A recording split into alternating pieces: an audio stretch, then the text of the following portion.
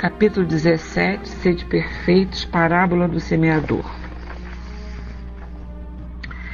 Diz assim Jesus para a gente: Nesse mesmo dia, tendo saído de casa, sentou-se à beira do mar, e logo juntou-se em volta dele uma grande multidão, de tal sorte que foi preciso entrar numa barca, onde se sentou, e todo o povo permaneceu de pé na praia.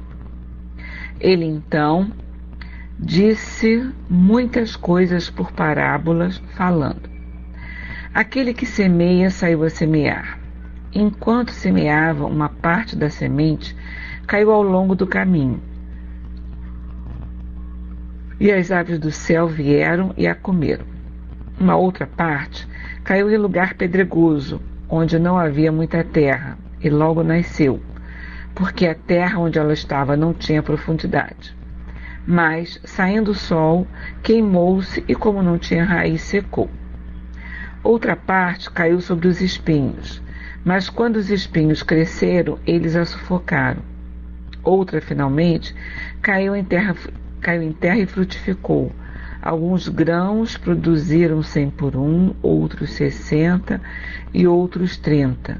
Que ouça aquele que tem ouvidos para ouvir. Mateus capítulo 13, versículos de 1 a 9.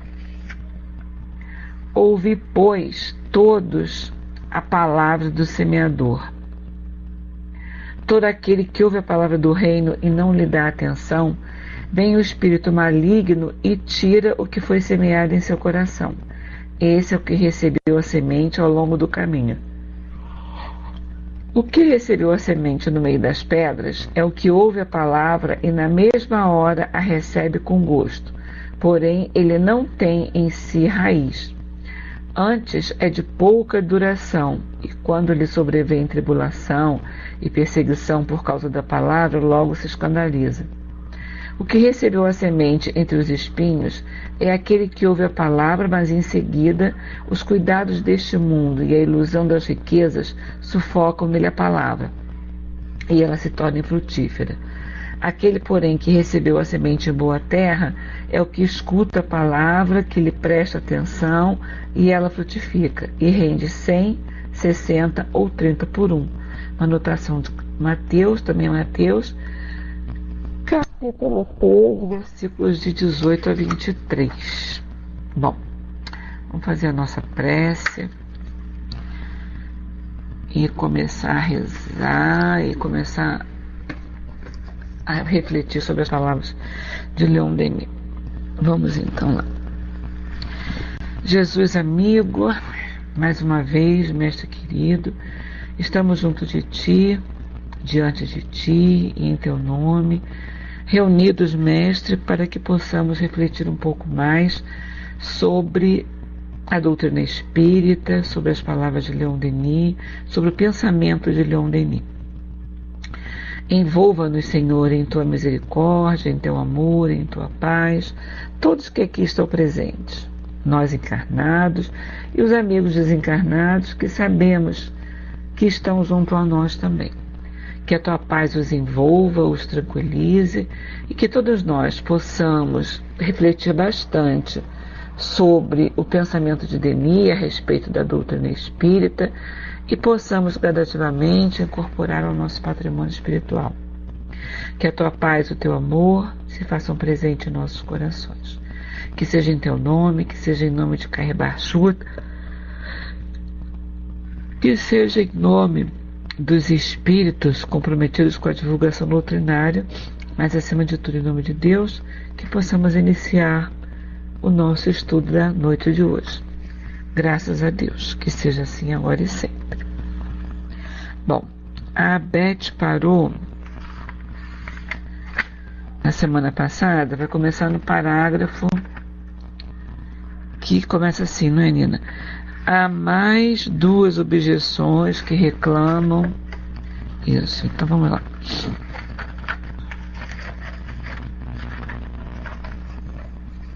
Vamos dizer assim, deixa eu beber uma aguinha. Há mais duas objeções que reclamam a nossa atenção. Se a teoria da reencarnação fosse verdadeira, diz Jacques Breuer, no monitor de estudos psíquicos.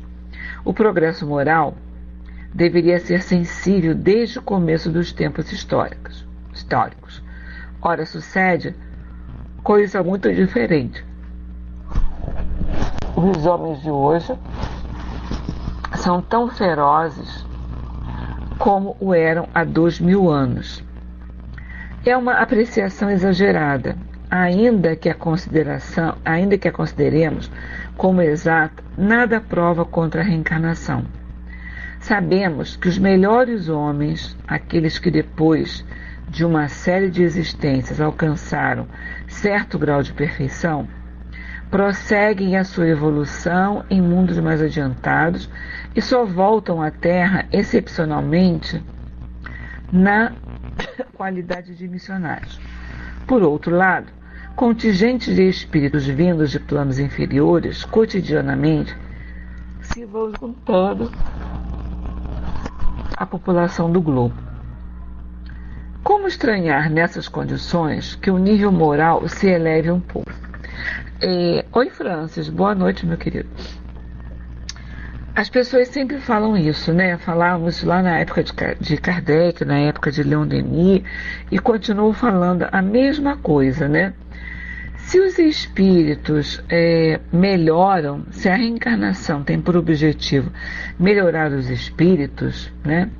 Por que ainda existem pessoas tão más, coisas tão acontecendo, coisas tão violentas, existem pessoas violentas e cruéis ainda na face do globo, né? É o que o contestador fala lá em cima, né? Quando ele diz que o progresso moral deveria ser sensível desde o começo dos tempos históricos. Ora, sucede muito diferente. Os homens de hoje são tão egoístas, tão violentos, tão cruéis e tão ferozes como eram há 2000 anos. Ainda existe, né? Se a gente trouxer para a nossa realidade de hoje, né? Lembrando aqui da época em que Kardec lançou esse livro, né? Quando foi a primeira edição, eu não me lembro quando foi a primeira edição desse livro, mas esse livro que eu tenho aqui na mão é a 16ª edição.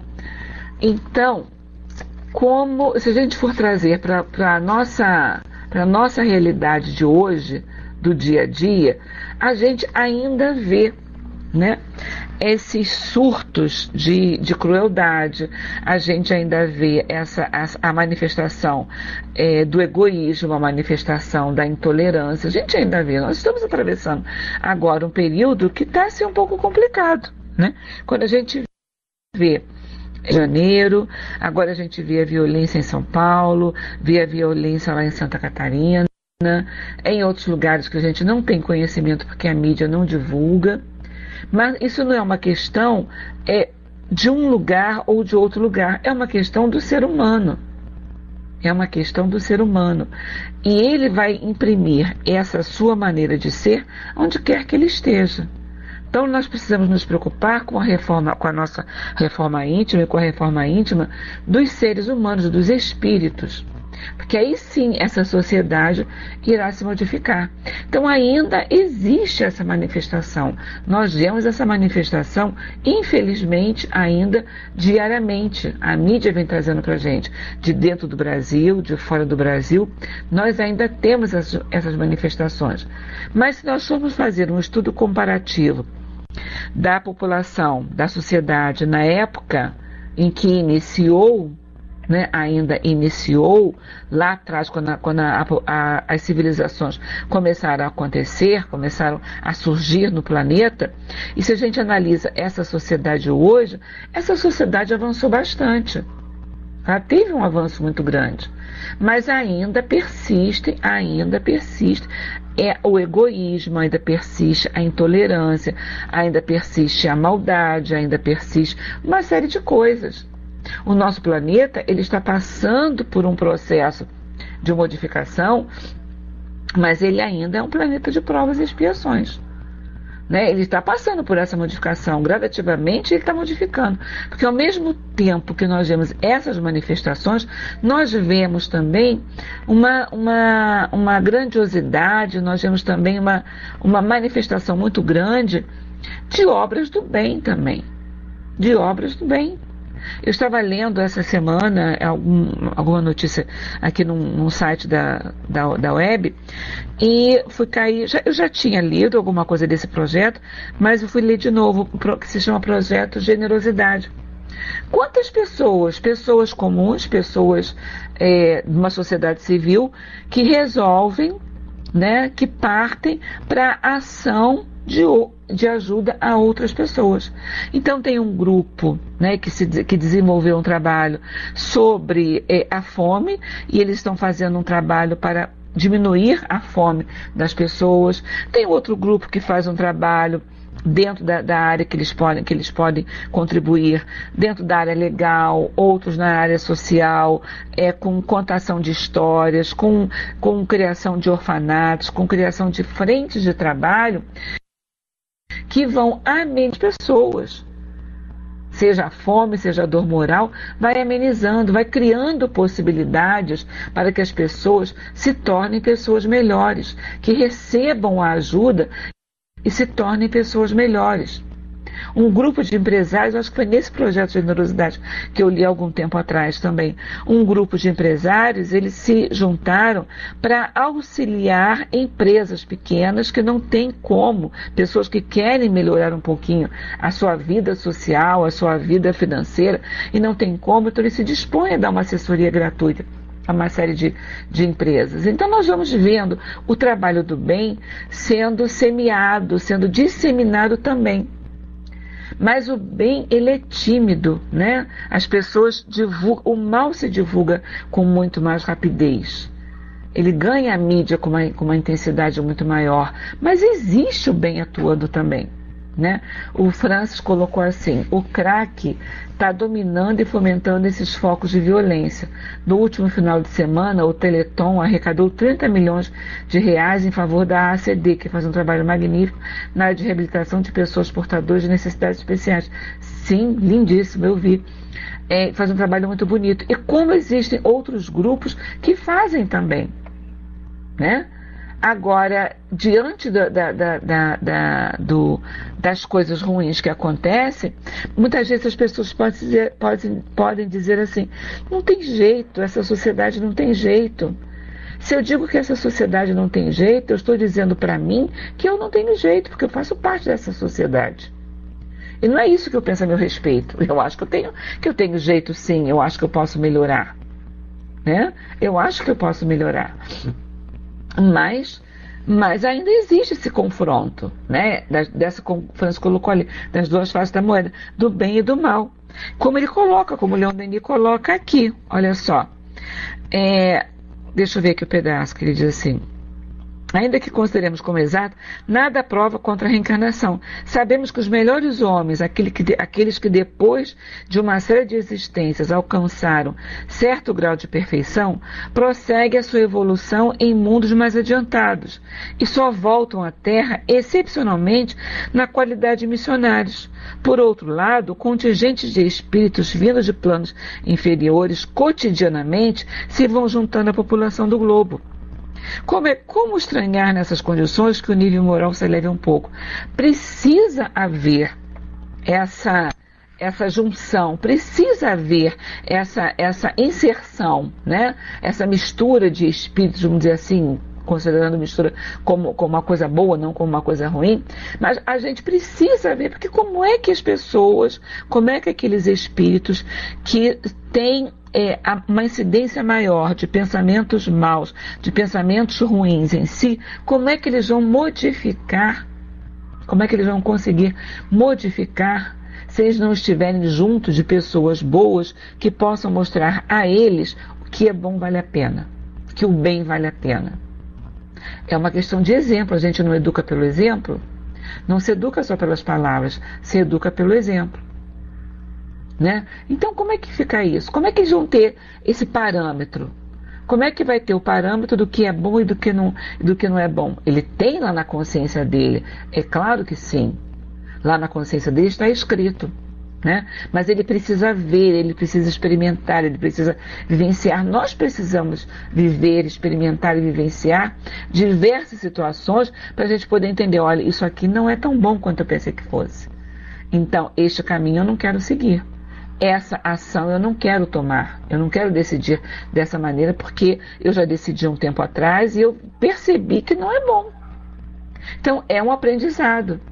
Então, gradativamente, esses espíritos continuam no leme do nosso planeta, Jesus continua como embaixador mor, né, do nosso planeta, comandando as nossas vidas, comandando o nosso planeta, mas nós precisamos ter esses outros espíritos, que eles possam conviver conosco para que a gente possa ir modificando essas criaturas, que também são filhas do Pai e que irão se modificar, como nós também já nos modificamos em muitas coisas.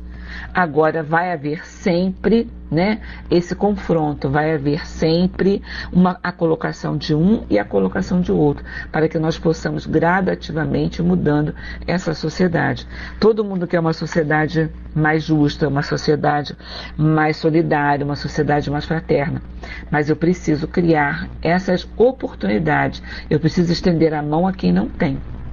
A quem não tem nada, para que eu possa oferecer alguma coisa, para que ele possa experimentar que realmente o bem vale a pena.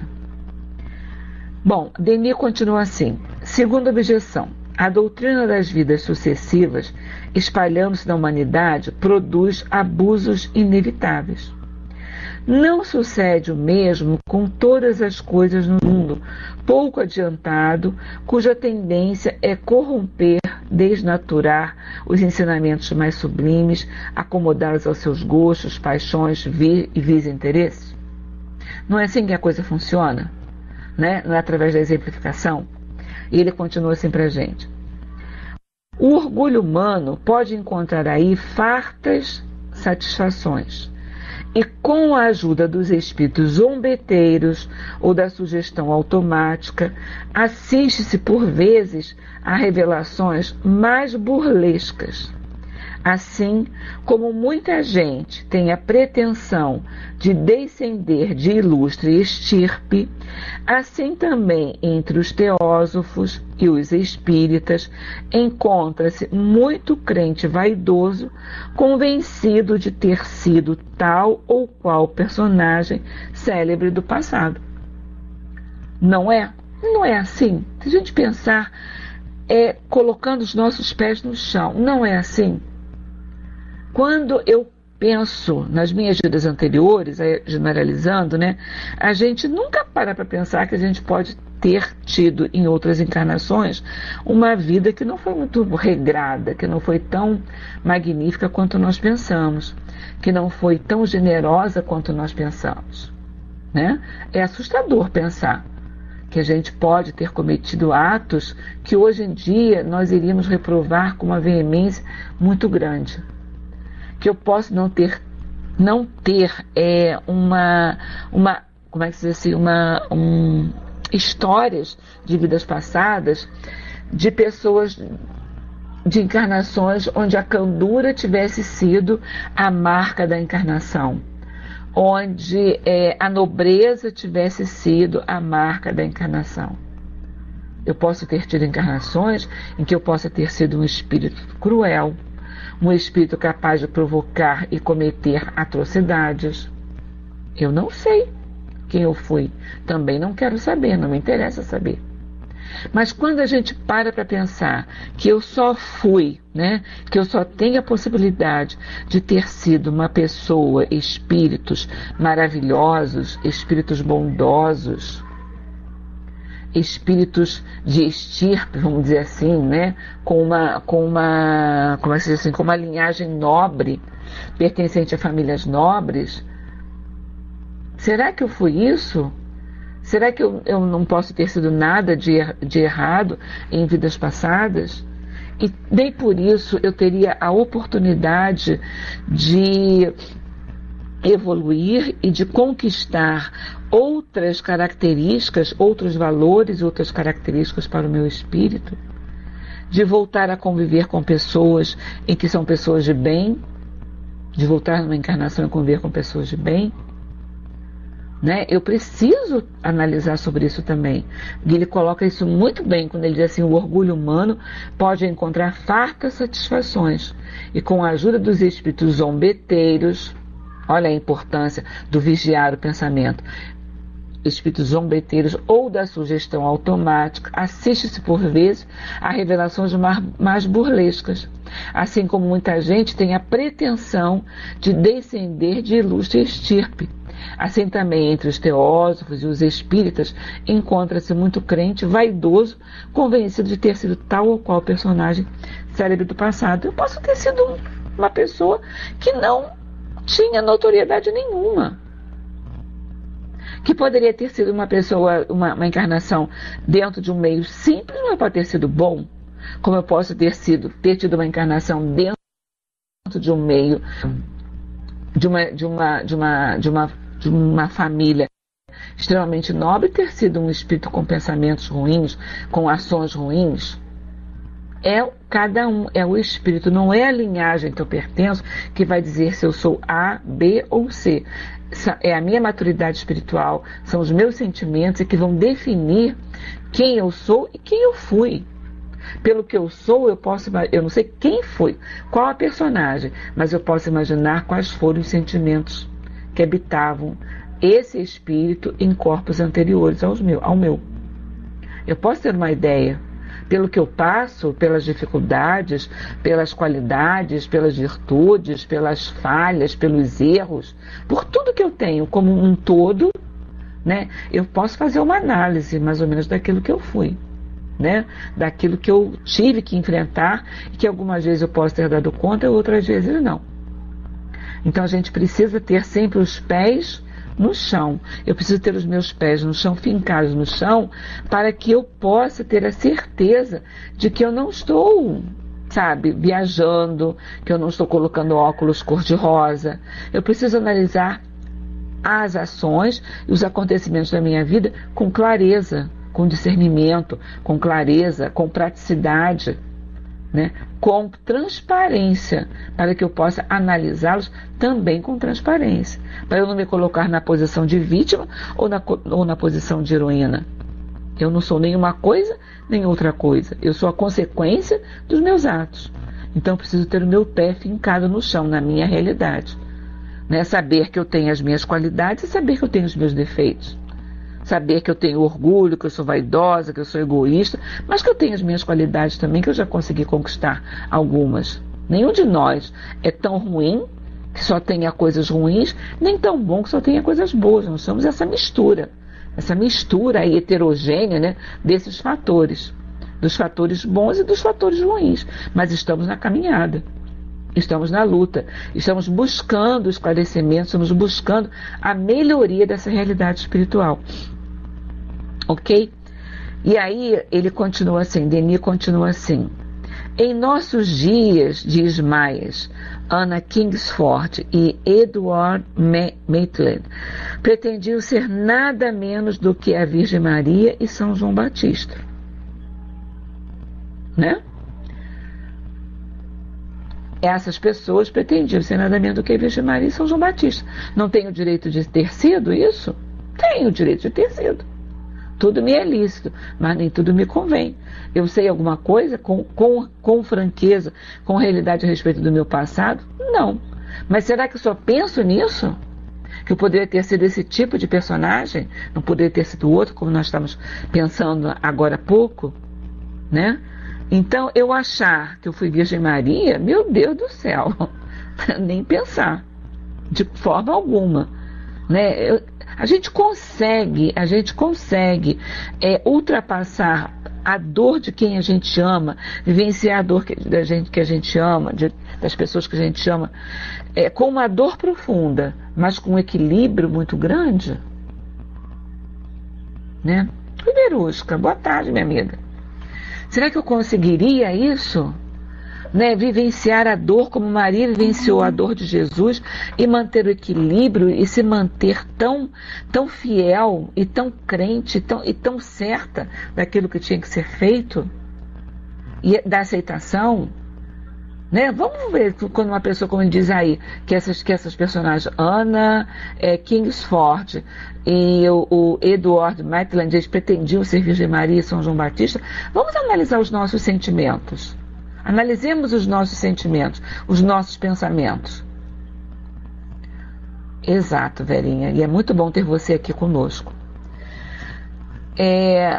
Vamos analisar aquilo que eu falei. Será que eu consigo ver um ser que eu amo, uma pessoa que eu amo, uma pessoa querida que eu amo, passar por uma dor imensa, né? Por uma dor imensa, por uma injustiça, por uma dor tão grande? Será que eu conseguiria passar com esse equilíbrio? Então eu tenho que analisar o meu sentimento. Antes de pretender ser alguém que foi celebridade, que teve notoriedade, ou que teve um papel muito importante na nossa sociedade, eu preciso analisar agora o meu sentimento diante de quadros de infinita dor, de imensa dor, e ver como é que eu reagiria nisso aí, né? Então eu preciso realmente refazer o meu pensamento.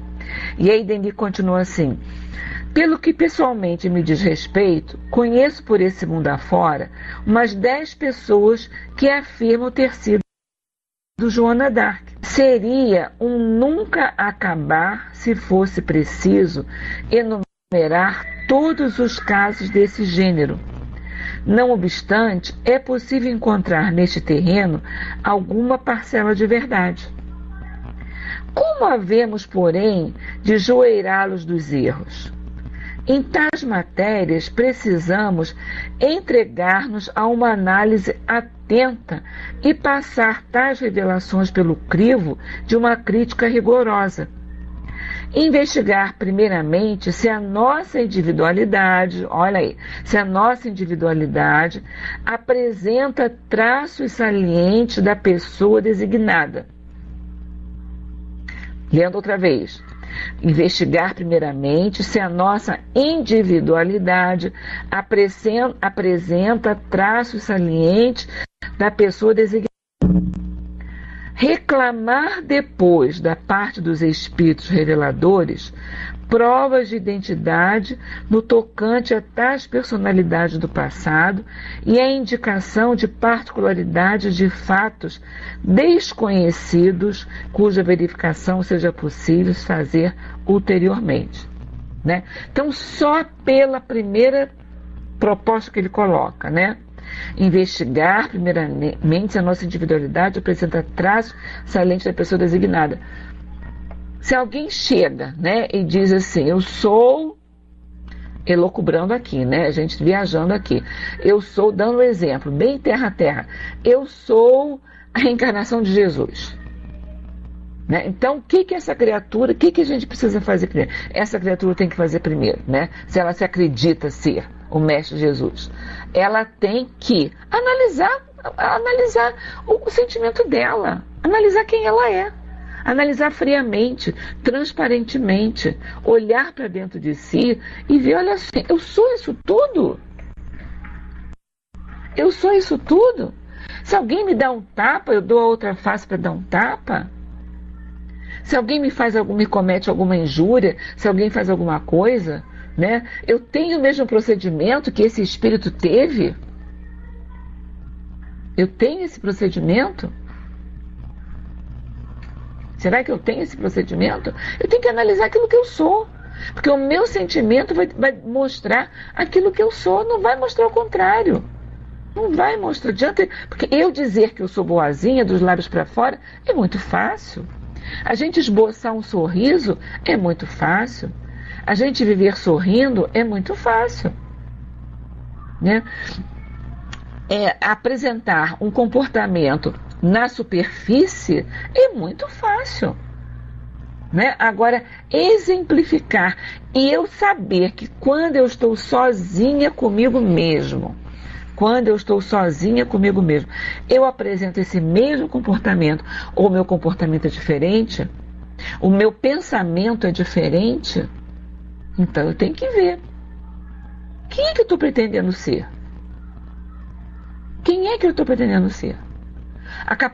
A minha capacidade de renúncia é tão grande, e com outros exemplos, não vamos nem levar, nós citamos aqui Jesus, que é um extremo muito grande, né? Um outro espírito qualquer, Todos esses espíritos, geralmente, eles têm uma capacidade de renúncia imensa. Será que nós temos essa capacidade de renúncia? Renúncia da vida, renúncia da sociedade, renúncia das coisas que gosta. Será que a gente tem a capacidade de renúncia? Né?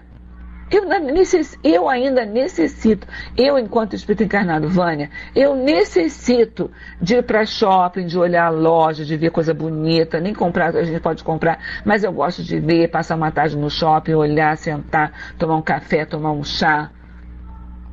Eu tenho essa necessidade ainda, eu sinto essa necessidade ainda, eu não consigo ficar afastada disso tudo. Né? Então, será que eu tenho essa, como o Francis colocou aqui, como a Madre Teresa, como a Irmã Dulce? Será que a gente tem essa capacidade de renúncia? Eu não tenho nem de longe. Eu tenho essa capacidade de renúncia. Não tenho de jeito nenhum. De tirar tudo de mim e doar em relação ao outro, eu já dou muita coisa, eu já faço muita coisa, com certeza, que talvez eu não fizesse há um tempo atrás. Hoje eu já faço. Mas ainda não no nível de uma Madre Teresa, no nível de uma Irmã Dulce, né? De jeito nenhum. Então, se eu me identifico, se eu digo que eu sou, né, reencarnação de uma figura dessa, eu tenho que analisar o meu sentimento, porque o meu sentimento vai dizer exatamente quem eu sou. E além disso, se eu analisei esse sentimento e permanece, então eu vou buscar outras informações, outras considerações para que eu possa chegar lá. A fé raciocinada é aquela que pode encarar qualquer situação da ciência, qualquer campo da ciência, em qualquer época. Não é isso? A fé raciocinada não nos diz isso? Eu tenho que ler as manifestações, eu tenho que ler as psicografias que saem qualquer. Então, se eu tenho mediunidade, se eu trabalho na psicografia, se de repente eu estou dentro da minha casa e eu sinto uma manifestação qualquer e eu psicografo, alguém vai lá e assina lá como um determinado espírito. Eu tenho a obrigação de quê? De analisar. Só um minutinho, França. Eu tenho a obrigação de analisar, né? Aquela informação que eu recebi, aquela mensagem que eu recebi. O Francis coloca assim, mas Vânia, só em dizer, você não acha que essa pessoa já está mistificando? Sim, pode estar mistificando, mas ela pode não ter essa consciência, Francis. Então é importante que a gente tenha essa consciência. Ela pode não ter essa consciência. Então, como é que ela tem que fazer? O que ela deve fazer para que ela possa discernir e começar a ter essa consciência? Ela tem que se analisar. Eu tenho que analisar uma psicografia que eu recebi. Se eu recebo na minha casa uma psicografia, primeiro, não deveria ser o local onde eu iria receber, mas se eu recebo na minha casa a psicografia, eu vou ter que analisar se aquilo que está escrito ali, se tem nexo. Né? Se tem como é assim, um nexo com o pensamento daquele espírito que está assinando. Se tem um nexo, se tem alguma coisa que diga daquilo que ele está assinando. Né? Na voz, quando dá a mensagem, a gente percebe isso, a gente percebe essa clareza muito grande. No Leon Denis, quando o Luiz da Larosa, ele dá a mensagem de um médium, ele dá a mensagem de um espírito, ele dá a mensagem do outro, pelo tom de voz, pela cadência das palavras, pela cadência da fala, a gente consegue identificar quando é um espírito, quando é outro espírito, né? Que a gente conhece. Não digo um Dr. Erma, que o Dr. Erma ele tem um sotaque todo característico que a gente vai e identifica. Né? Mas, por exemplo, quando o professor José Jorge dá uma mensagem, pelo teor da mensagem que é divulgada, pelo teor da mensagem, pelo modo de falar, pela cadência, pelo ritmo da fala, pelo conteúdo, por tudo que ele fala, a gente identifica como foi agora em Finados. Não é verdade? Então a gente tem esse conhecimento. A gente percebe quando o José Jorge, a gente percebe quando através do Joaquim é o Cair Bachuto, a gente percebe quando é o altivo. A gente conhece conhece essa cadência da voz, o teor dos livros. Exatamente. Na época do livro dos Espíritos, no livro dos Médiuns, não tinha isso, né? Não tinha como você analisar isso. Então os Espíritos vinham mostrando essa diferença. Então, aquelas pessoas, né, que dizem receber o espírito tal, etc e tal, e que se julga ser uma determinada pessoa que em épocas passadas, encarnações passadas, teve uma notoriedade na nossa sociedade, ela tem que analisar isso nela. Ela tem que analisar o sentimento, ela tem que analisar o teor daquilo que ela escreveu, ela tem que analisar, né, para poder saber, eu sou reencarnação desse espírito ou não sou reencarnação desse espírito? Não é verdade? Uma Madre Teresa de Calcutá não vai reencarnar tirando pedra nas pessoas, nem dando coisas para comer que não sejam saudáveis, que não sejam viáveis para uma pessoa se alimentar. A gente pode pensar nisso? Uma Madre Teresa de Calcutá fazendo isso? A gente pode pensar numa Irmã Dulce agindo contra o bem da humanidade? A gente pode pensar nisso? Não, de forma alguma. Então eu tenho que analisar o meu sentimento, porque aquilo que eu faço, aquilo que eu vou externar, é fruto daquilo que eu tenho dentro de mim. Eu não dou aquilo que eu não tenho dentro de mim. Eu posso dar no início por disciplina, e todos nós fazemos por disciplina. O Altivo dizia isso pra gente. Primeiro você vem por disciplina. Primeiro a gente participa de um trabalho por disciplina, para conquistar um determinado horário, para conquistar um determinado tempo. Depois a gente começa a aprender a amar esse trabalho. A amar esse trabalho. Então, na medida em que eu vou me disciplinando e na medida que eu vou aprendendo a amar, aprendendo a gostar, aprendendo a fazer e fazer o bem, eu vou modificando a minha paisagem interna. Então, se primeiro eu doava um sapato para uma criança pobre, porque eu dizia que eu tinha que doar um sapato, porque no meu dinheiro sobrava o dinheiro suficiente para comprar um par de sapato, eu fui fazendo isso por disciplina,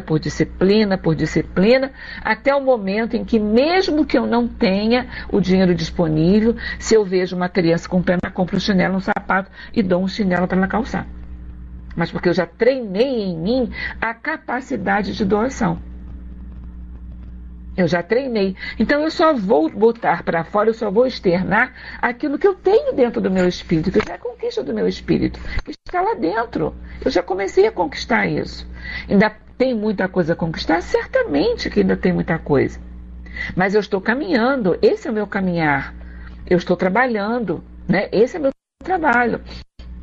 Então, gradativamente melhorando as minhas condições espirituais e, consequentemente, melhorando as minhas atitudes diante do mundo, diante da sociedade.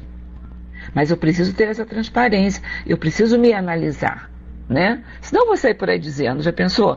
Vou sair por aí dizendo, olha só, eu sou a Madre Teresa de Calcutá, eu sou a encarnação de fulano, eu sou, né, a encarnação de Beltrano. Então a gente precisa, e na época de Denis, ele precisava de ter, né, esse parâmetro, porque ele precisava, e é como ele vem colocando para a gente o tempo todo, ele precisava de ter esse aval da sociedade do momento. Ele precisava ter o aval do meio acadêmico do momento, para que depois ele pudesse mostrar à sociedade, olha só, tá vendo? Existe isso, o meio acadêmico, eu posso comprovar isso para você através dessa experiência, tá? Agora você já viu que isso existe por causa dessa experiência? Tá. Então agora eu vou te dizer que isso é a vida do espírito que é imortal, que encarnou uma vez, 2 vezes, 3 vezes, N vezes, que se melhorou e hoje consegue fazer isso desse jeito. Né? A gente percebe, estudando a obra de Denis, que ele tem esse cuidado o tempo todo. Ele tem o cuidado de não contradizer, não levar qualquer, não é contradizer, mas não levar qualquer mensagem à sociedade que ele não tenha analisado, que ele não tenha estudado, que ele não tenha meditado, que ele não tenha texto. Então depois ele vem e apresenta, olha, isso é doutrina espírita. Né? Então esse cuidado nós precisamos ter em se dizer quem é, ou na psicografia, na psicofonia, não é verdade? A gente tem que ter esse cuidado, porque a gente precisa analisar toda e qualquer manifestação que parta da gente ou que venha através de outras pessoas, não é? A gente analisando, tendo cuidado, tendo receio, às vezes dá rolo, às vezes dá confusão. Você tendo cuidado de estudar, de analisar, de ler o conteúdo, de perceber o conteúdo, né? Às vezes as pessoas ficam um tanto quanto esquisitas em relação àquilo que a gente lê, ou a gente mesmo fica esquisito em relação àquilo que a gente lê, então a gente precisa ter esse cuidado, sim. Não é nada demais a gente ter esse cuidado, ok? Bom, aí Denis diz assim, ele continua falando sobre isso, né? Diz assim: convém observar que esses abusos, como tantos outros, não derivam da natureza da causa incriminada, mas da inferioridade do meio em que ela exerce sua ação. Tais abusos, frutos da ignorância, de uma falsa apreciação, hão de diminuir de importância e desaparecer com o tempo, graças a uma educação mais sólida e mais prática. Conhecereis a verdade e a verdade te libertará. Como é que as pessoas puderam gradativamente, ao longo do tempo, ir, né, retirando as suas dúvidas? Através de quê? Do esclarecimento. Tem outro meio da gente tirar as nossas dúvidas, da gente elucidar as nossas dúvidas? Só através do esclarecimento. O esclarecimento vem com o quê? Vem com o estudo. Então eu preciso estudar, eu preciso ler, eu preciso conhecer, para não falar coisas que não tem nada a ver com aquilo que está sendo tratado. Né? Ele coloca aqui, repetindo: tais abusos, frutos da ignorância, de uma falsa apreciação, hão de diminuir de importância e desaparecer com o tempo, graças a uma educação mais sólida e mais prática. Então, através da educação, através do conhecimento, através do estudo, eu vou percebendo o que é possível e o que não é possível. Então, eu não vou ser no joguete do conhecimento dos outros, daquilo que eu recebo. Eu tenho a minha capacidade de análise e a minha capacidade de síntese. Então eu vou analisar, eu vou pensar, eu vou refletir para poder saber se aquilo ali tem nexo ou não tem nexo. O Francis coloca assim pra gente: vai abandonando o homem velho e se renovando. Exatamente. Eu vou abandonando, eu vou tirando essas ignorâncias em relação a um determinado assunto que eu não tinha, um conhecimento que eu não tinha. Então eu começo a analisar de uma forma diferente. Né? Hoje, eu conversando com uma amiga que faz aniversário, hoje eu telefonei para ela para parabenizá-la, e ela é muito católica, e ela estava falando que ela foi à missa, no dia de finados ela foi à missa, e no final da missa ela foi falar lá com o padre na paróquia que ela frequenta, e o padre disse que tinha que ir, ele estava deixando a igreja porque ele ia para um determinado cemitério aqui no Rio de Janeiro, que ele ia rezar uma missa nesse cemitério. E ela achou um absurdo o padre ir para lá rezar uma missa. Porque ela fez assim: padre, mas lá só estão os ossos, não tem mais nada. O senhor vai para lá para rezar a missa para quem? Só para os ossos? E eu conversando com ela, né, eu falei para ela: mas acontece que muitas pessoas estão lá.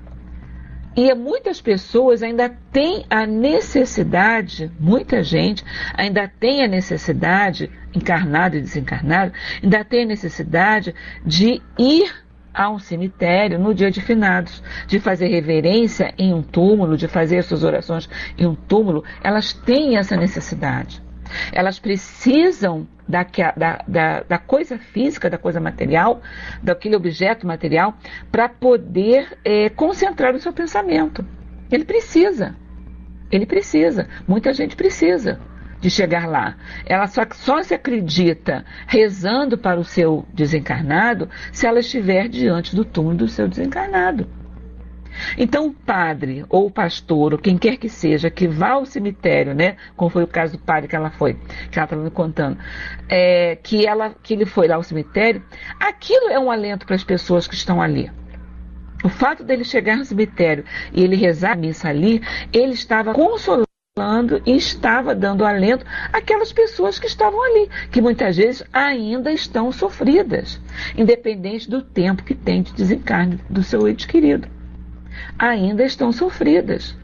Os espíritos, né, desencarnados, muitos ainda estão por ali também, muitos ainda rondam por ali. Não é verdade? Muitos estão por ali. Então ele está levando a palavra dele, ele está levando o consolo, o alento que ele pode levar, né? Então é que eu fico pensando, eu estava pensando nisso aqui justamente agora. Quer dizer, a partir do momento, né, em que a gente tem um conhecimento, eu consegui ver, talvez, se eu não tivesse esse conhecimento, se eu não tivesse a vivência da doutrina espírita, talvez eu não pensasse assim, talvez eu pensasse diferente. Né? Mas o conhecimento te faz mudar o foco que você dá a um determinado tema, a um determinado assunto. O conhecimento me faz enxergar a dor de uma outra forma, me faz enxergar o sofrimento de uma outra forma. Quando eu tenho conhecimento da doutrina espírita, quando eu tenho a certeza de que eu sou um espírito imortal, momentaneamente passando por uma dificuldade, mas que isso uma hora vai passar, eu enxergo a minha dor de uma forma. Quando eu não vislumbro nada disso, quando eu só tenho o meu terra a terra, quando eu só tenho o meu dia a dia, o que está ali naquele momento para mim, então eu não consigo enxergar além daquilo ali. Eu não consigo entender nada além daquilo ali. Então o sofrimento vai ser muito maior. A minha dor vai ser muito mais intensa. Porque eu não tenho esse consolo. Né? Então só mesmo o esclarecimento é que vai levando a gente a modificar a nossa ideia acerca de um determinado tema, de um determinado assunto, acerca de uma dificuldade que a gente passa. Eu vou enxergar de uma outra forma. Eu não vou enxergar desse jeito. Né? Então eu preciso estudar. Então, por que a importância da divulgação da doutrina espírita? Nas aulas, nas palestras, nos vídeos, né? Qual a importância da divulgação da doutrina espírita? É justamente essa. É levar esse consolo, é levar esse ângulo de visão que muitas pessoas não têm. Então essa é a nossa responsabilidade. Boa noite, Marli. Essa é a nossa responsabilidade. Né, a responsabilidade da palavra, a responsabilidade do esclarecimento, a responsabilidade do trabalho, levar esse esclarecimento, colocar à disposição esse esclarecimento para muitas pessoas que não têm. E muitos que têm um pouco de esclarecimento, mas ainda não conseguem se desvencilhar dessa dor, não conseguem se desvencilhar dessa visão. Então só o tempo vai levar a essa modificação. Ok?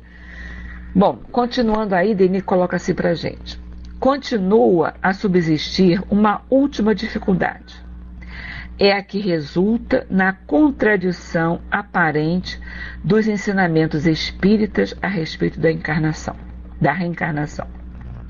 Por muito tempo, nos países anglo-saxônicos, as mensagens dos outros não falavam dela. Muitas até negaram. E isso serviu de argumento capital para os adversários do espiritismo. Já, em parte, respondemos a esta objeção. Dissemos então que essa anomalia se explicava pela necessidade em que se achavam os espíritos de contemporizar, a princípio, com preconceitos religiosos muito inveterados em certos pontos. Nos países protestantes, hostis à reencarnação, foram deixados voluntariamente na penumbra para serem divulgados com o tempo, quando fosse julgado oportuno vários pontos da doutrina. Com efeito, passado esse período de silêncio, vemos as afirmações espíritas em favor das vidas sucessivas produzirem-se hoje nos países de além-mar com a mesma intensidade que nos países latinos. Houve graduação em alguns pontos do ensino, não houve contradição.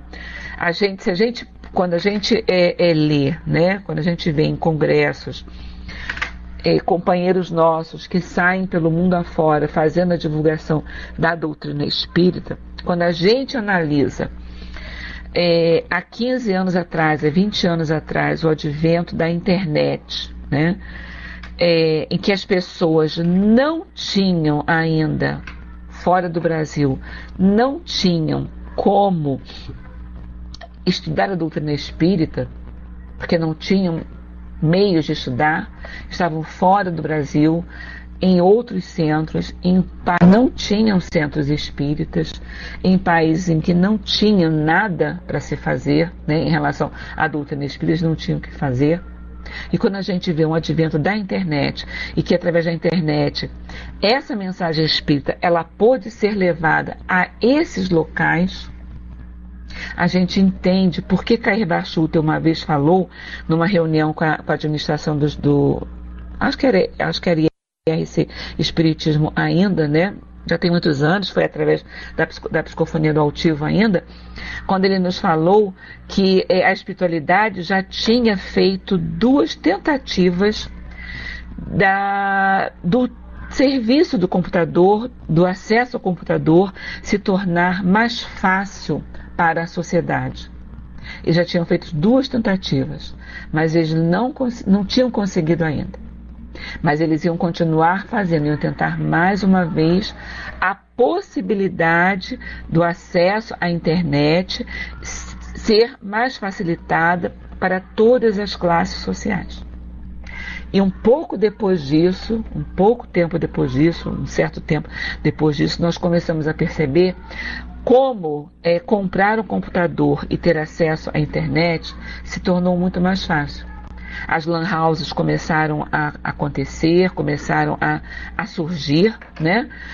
O acesso à compra, Francis, que visão!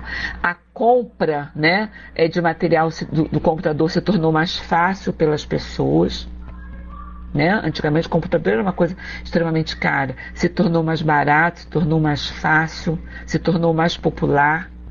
Isso tudo foi acontecendo ao mesmo tempo, e como o próprio Cair Bachuta falou para a gente nessa época, vocês precisam ocupar esses lugares. Vocês precisam ocupar esse lugar, porque outros irão ocupar. Então vocês precisam ocupar.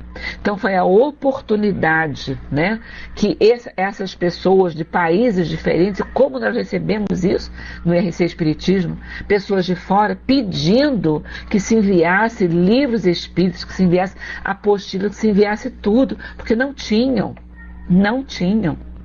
Eu vi diversos depoimentos em alguns congressos que eu estive participando, de pessoas, através de e-mail que escreviam para a gente, de pessoas de um grupo, não me lembro que país foi isso, que para estudar, só tinha um evangelho para um grupo de 10 pessoas, por exemplo, acho que eram 10 pessoas.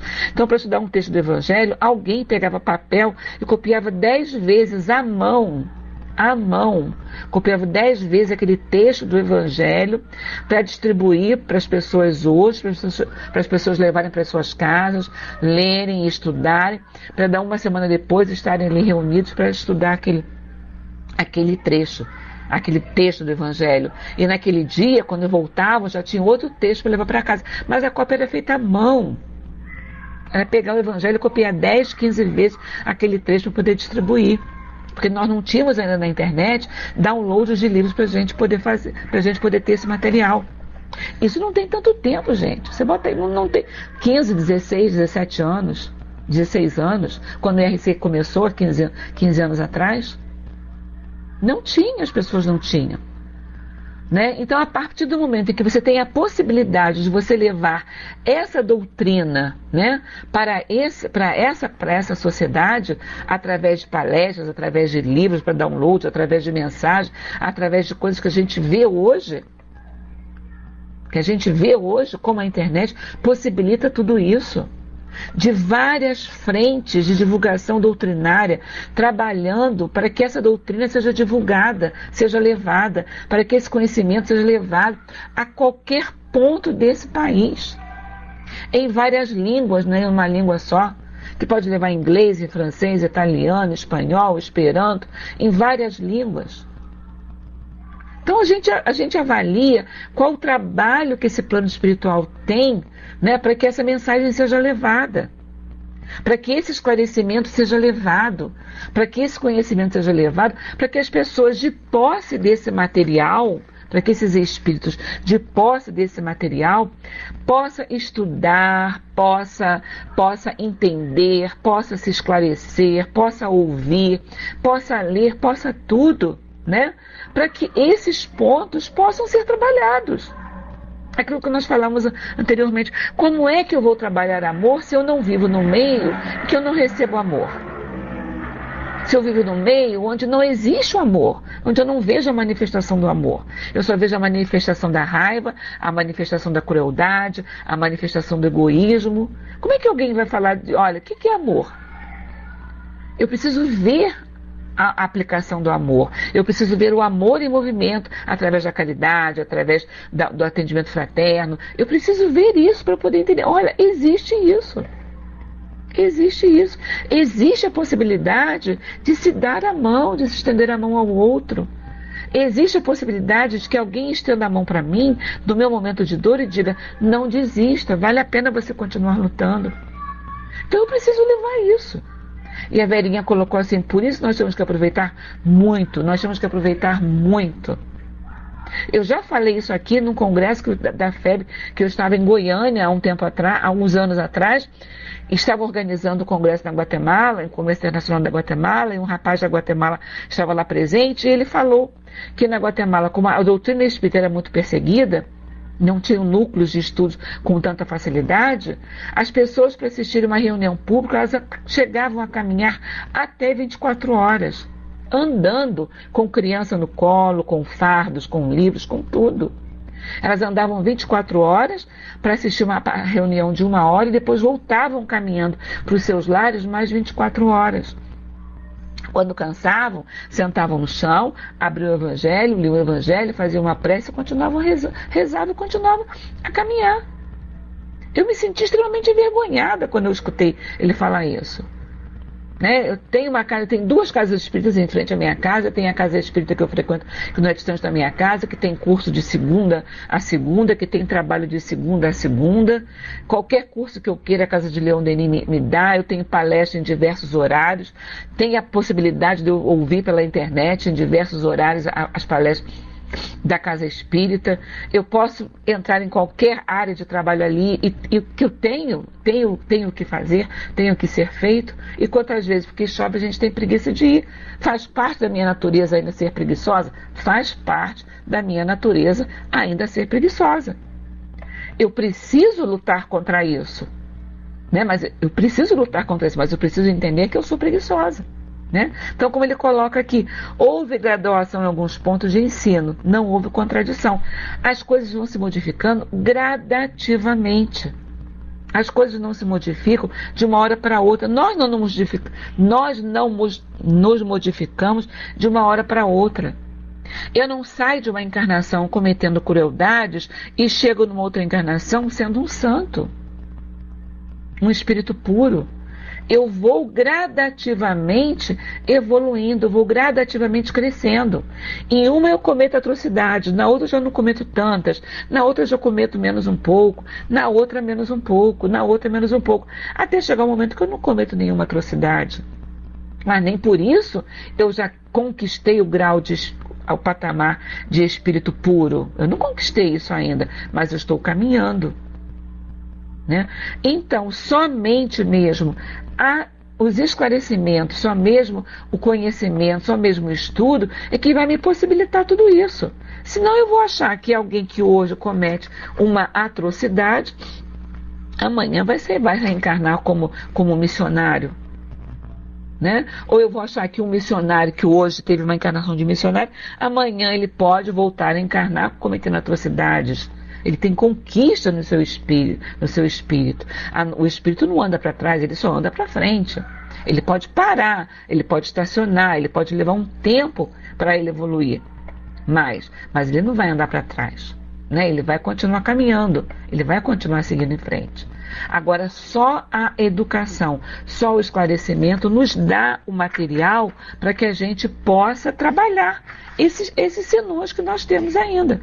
E eu preciso de ter esses espíritos dentro dessa sociedade, esses benfeitores, esses missionários, né, que poderiam estar em outros planetas. Bezerra de Menezes poderia estar em outros planetas e ainda continua no nosso, porque nós ainda necessitamos dele e por amor ele continua com a gente. Jesus também não fez isso?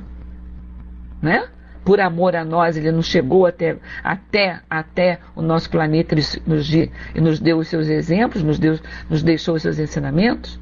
Então estamos todos aqui, estamos todos no mesmo lugar, para que um possa estender a mão para o outro, para que um possa ajudar ao outro. Gente, nós vamos parar por aqui, que já são 19h16, o Celso daqui a pouquinho está entrando aí para a reunião das 19h30, né? Mais uma vez, muito obrigado pela presença, que quinta-feira que vem nós possamos estar aqui outra vez reunidos, pensando, estudando, refletindo, né, sobre o que a gente ainda precisa fazer para que a nossa realidade espiritual, a nossa sociedade, o nosso planeta vai se transformando, vai se modificando, porque nós somos responsáveis por isso também, certo? Alguém quer fazer a prece? Verinha, quer fazer a prece? Hein, Verusca? Soldados de folga no quartel, quer trabalho ou quer prisão, né? Verusca, Alba, Francis. Ninguém levanta a mão para fazer a prece. Ah, tá bom. Tá. Francis, você, meu amigo, beijo no coração de cada um de vocês. E logo depois da saída da prece, eu tô saindo, tá bom? Francis, beijo para ti, meu querido. Passando para você. Muito obrigado, Vânia, pelo belo estudo, né?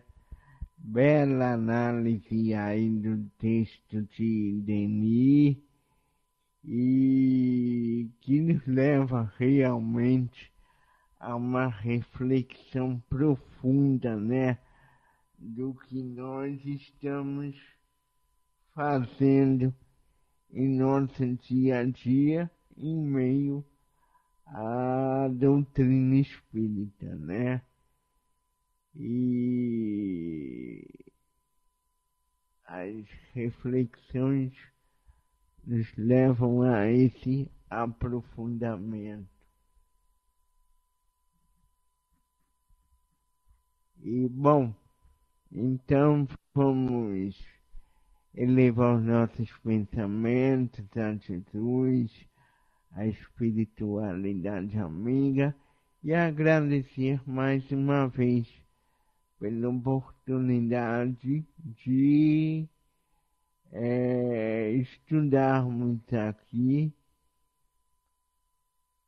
as obras de Denis e dizer assim: querido Jesus, amigo e mestre de nossas almas, agradecemos a Ti esta oportunidade que tivemos mais uma vez de aprofundar nossos conhecimentos, nossas reflexões em torno da doutrina espírita pelas obras de Leon Denis, que possamos mais uma vez interiorizar, refletir, analisar e principalmente no amanhã praticarmos tudo aquilo que aqui nos foi passado. Que assim, mestre, podemos